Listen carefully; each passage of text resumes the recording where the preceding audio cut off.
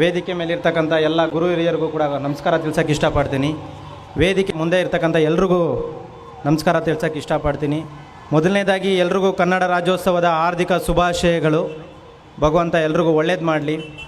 ಜೊತೆಗೆ ಇವತ್ತು ಎಷ್ಟು ಜನ ಅನಾಥರು, ನಿರ್ಗತಿಕರು, ಅಸಹಾಯಕರು ರೋಡಲ್ಲಿ ಬಿದ್ದು ಊಟ ಇಲ್ಲದೆ ನರಳ್ತಾ ಇದ್ದಾರೆ.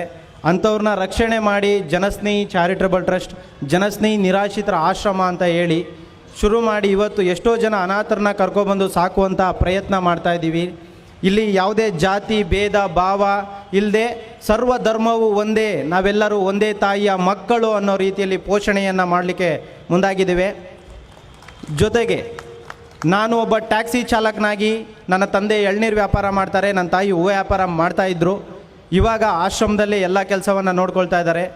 ಯಾವುದೇ ಸರ್ಕಾರದ ಅನುದಾನಗಳನ್ನ ತಗೊಳ್ಳದೆ, ಯಾವುದೇ MLA MP ಗಳ ಹತ್ರ ಹೋಗಿ ನಾನು ನಿರಾಶ್ರಿತರ ಆಶ್ರಮ ನಡೆಸ್ತಾ ಇದ್ದೀನಿ, ಬೀದಿ ಬದಿಯಲ್ಲಿ ಬಿದ್ದವ್ರನ್ನ ಕರ್ಕೊಂಡು ಬಂದು ಸಾಕ್ತಾ ಇದ್ದೀನಿ, ದಯವಿಟ್ಟು ನಿಮ್ಮ ಕೈಲಾದ ಸಹಾಯವನ್ನು ಮಾಡಿ ಅಂತ ಕೇಳದೆ, ಒಂದು ಟೆಲಿಕಾಲಿಂಗ್ ಮಾಡದೆ, ಒಂದು ಓಮಿನಿ ಕಳಿಸಿ ಕಲೆಕ್ಷನ್ ಮಾಡದೆ, ಕೇವಲ ಜನಗಳ ಸಪೋರ್ಟಿಂದ ಇವತ್ತು ಸರಿಸುಮಾರು 80 ಜನ ನಿರಾಶ್ರಿತರೆಂಬ ದೇವರ ಮಕ್ಕಳನ್ನು ನೋಡ್ಕೊಳ್ತಾ ಇದ್ದೀವಿ.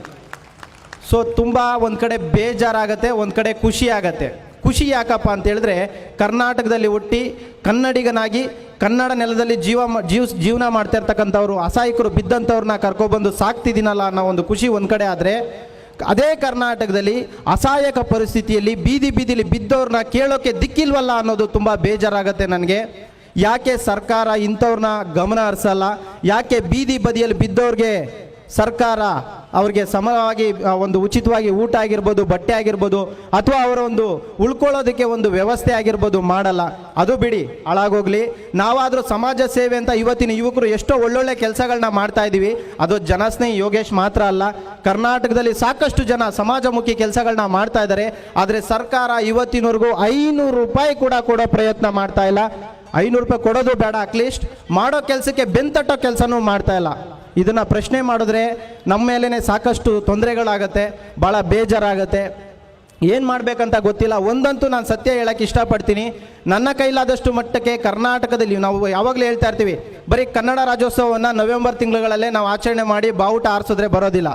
ಸೊ ಪ್ರತಿದಿನ ನಮ್ಮ ಮನಸ್ಸಲ್ಲಿ ಕರ್ನಾಟಕದ ಬಾವುಟ ಆರಬೇಕು. ಯಾವಾಗಲೂ ನಾವು ಕನ್ನಡಕ್ಕಾಗಿ ಕೆಲಸ ಮಾಡಬೇಕು. ನನ್ನ ಕೇಳೋದಾದರೆ ಕರ್ನಾಟಕಕ್ಕಾಗಿ ನೀನೇನು ಮಾಡ್ತೀಯ ಏನು ಮಾಡ್ತೀಯ ಅಂತ ಕೇಳೋದಾದರೆ, ಪ್ರತಿದಿನ ನನ್ನ ಕೆಲಸವನ್ನು ಕನ್ನಡ ತಾಯಿಯ ಭುವನೇಶ್ವರಿ ಪಾದಕ್ಕೆ ನಾನು ಅರ್ಪಿಸೋಕ್ಕೆ ಇಷ್ಟಪಡ್ತೀನಿ. ಸೊ ಪ್ರತಿಯೊಬ್ಬರು ಒಳ್ಳೆ ಕೆಲಸಗಳನ್ನ ಮಾಡಿ, ಸಮಾಜಮುಖಿ ಕೆಲಸಗಳನ್ನ ಮಾಡಿ, ಅನಾಥರಿಗಾಗಿ, ನಿರ್ಗತಿಕರಿಗಾಗಿ, ಅಸಹಾಯಕರಿಗಾಗಿ ಯಾರು ಮುಂದೆ ನಿಲ್ತಾರೋ ಅವ್ರ ಹಿಂದಗಡೆ ಭಗವಂತ ನಿಮ್ಮ ಹಿಂದೆ ನಿಲ್ತಾನೆ ಅಂತ ನಾನು ಹೇಳೋಕ್ಕೆ ಇಷ್ಟಪಡ್ತೀನಿ. ತುಂಬ ಒಳ್ಳೆಯದಾಯಿತು ಈ ಒಂದು ಕಾರ್ಯಕ್ರಮಕ್ಕೆ ಕರೆಸಿ ನನಗೆ ಇಷ್ಟೊಂದು ಗೌರವ ಕೊಟ್ಟಿದ್ದಕ್ಕೆ ತುಂಬ ಹೃದಯದ ಧನ್ಯವಾದಗಳನ್ನ ತಿಳಿಸೋಕ್ಕೆ ಇಷ್ಟಪಡ್ತೀನಿ. ನನ್ನ ಮಾತಿಂದಾಗಲಿ, ನನ್ನ ಒಂದು ವರ್ತನೆಯಿಂದಾಗಲಿ ನಿಮ್ಗೆ ಯಾರಿಗಾದರೂ ಬೇಜಾರಾಗಿದ್ರು ಕ್ಷಮೆ ಕೇಳೋಕ್ಕೂ ನಾನು ಇಷ್ಟಪಡ್ತೀನಿ. ದಯವಿಟ್ಟು ಜನಸ್ನೇಹಿ ಚಾರಿಟಬಲ್ ಟ್ರಸ್ಟ್ ಅನ್ನೋ ಒಂದು ಸಂಸ್ಥೆನ ದಯವಿಟ್ಟು ನೋಡಿ ಕೈಲಾದರೆ ಸಹಾಯ ಮಾಡಿ, ಸಾಧ್ಯವಾಗದಿದ್ರೆ ಸಪೋರ್ಟ್ ಮಾಡಿ. ಯಾವುದೇ ಜಾತಿ ಭೇದ ಭಾವ ಮಾಡದೆ ನನ್ನ ಕೈಲಾದಷ್ಟು ಮಟ್ಟಿಗೆ ನಿಸ್ವಾರ್ಥ ಸೇವೆಯನ್ನು ಮಾಡಲಿಕ್ಕೆ ನಾನು ಮುಂದಾಗಿದ್ದೀನಿ.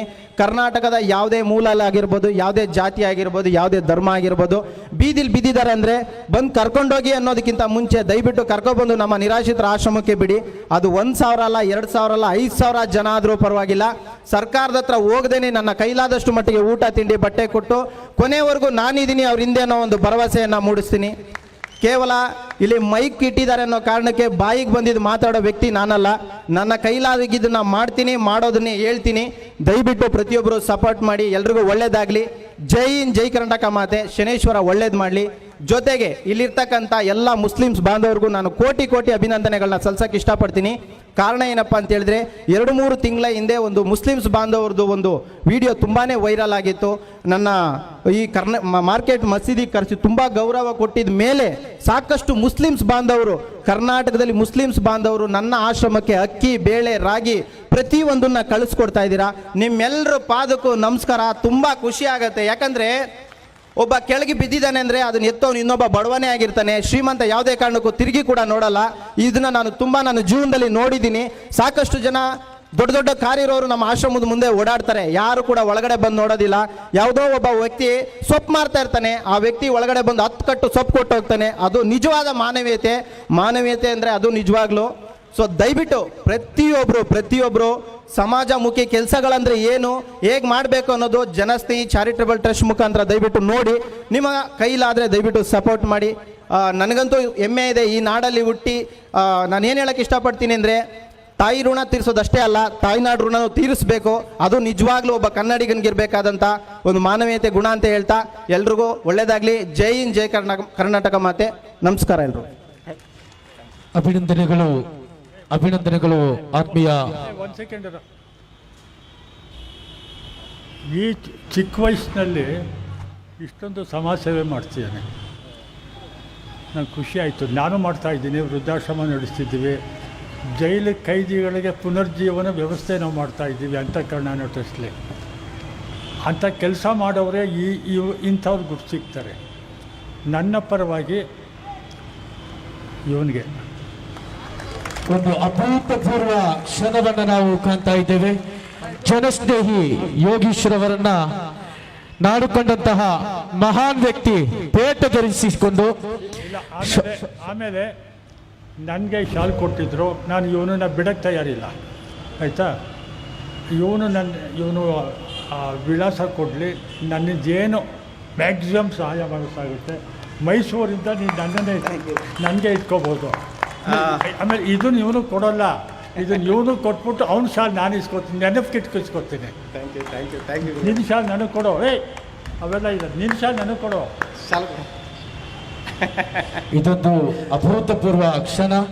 ನಾಡುಕೊಂಡಂತಹ ಮಹಾನ್ ವ್ಯಕ್ತಿ ತನ್ನ ಶಾಲನ್ನ ಇವನ ನೆನಪಿಗೋಸ್ಕರ ಮೂಲಕ ತನ್ನ ಸವಿ ನೆನಪಲ್ಲಿ ನನ್ನ ಮನದಾಳದಲ್ಲಿ ಸದಾ ಇರುತ್ತೀಯ ಅನ್ನುವಂತಹ ಒಂದು ಅದ್ಭುತ ಸಾಕ್ಷಿಗೆ ಕಾರಣವಾಗಿದ್ದಾರೆ. ಖಂಡಿತವಾಗಿಯೂ ಅಲೆದು ಹಲವಾರು ವ್ಯಕ್ತಿತ್ವಗಳನ್ನ ನೋಡಿಕೊಂಡು ನಾವು ಈ ಜನಸ್ನೇಹಿ ಯೋಗೀಶ್ವರವರನ್ನ ಈ ಒಂದು ಕಾರ್ಯಕ್ರಮದಲ್ಲಿ ಸನ್ಮಾನ ಮಾಡಲಿಕ್ಕೆ ಆಯ್ಕೆ ಮಾಡಿಕೊಂಡಿದ್ದೆವು. ಖಂಡಿತವಾಗಿಯೂ ಸರಿಯಾದ ಆಯ್ಕೆಯನ್ನು ನಮ್ಮ ರಾಜ್ಯ ಸಮಿತಿ ನಡೆಸಿದೆ ಅನ್ನುವಂತಹ ಆತ್ಮಾರ್ಥವಾದಂತಹ ವಿಶ್ವಾಸ ನಮ್ಮಲ್ಲಿ ಕಾಡ್ತಾ ಇದೆ. ಮಾತ್ರವಲ್ಲ, ಹಸಿವು ಮುಕ್ತ, ಭಯಮುಕ್ತ ಸ್ವಾತಂತ್ರ್ಯ ಅನ್ನುವಂಥ ನಮ್ಮ ಕನಸಿನೊಂದಿಗೆ ಖಂಡಿತವಾಗಿಯೂ ಜನಸ್ನೇಹಿ ಯೋಗೀಶ್ವರವರ ಈ ಕೆಲಸ ಸೇರಿಕೊಂಡಿದೆ ಅನ್ನುವಂಥ ವಿಶ್ವಾಸ ಕೂಡ ನಮ್ಮೊಂದಿಗಿದೆ. ಈ ಯೋಗೀಶ್ವರವರೊಂದಿಗೆ ಸದಾ ನಾವಿರುತ್ತೇವೆ.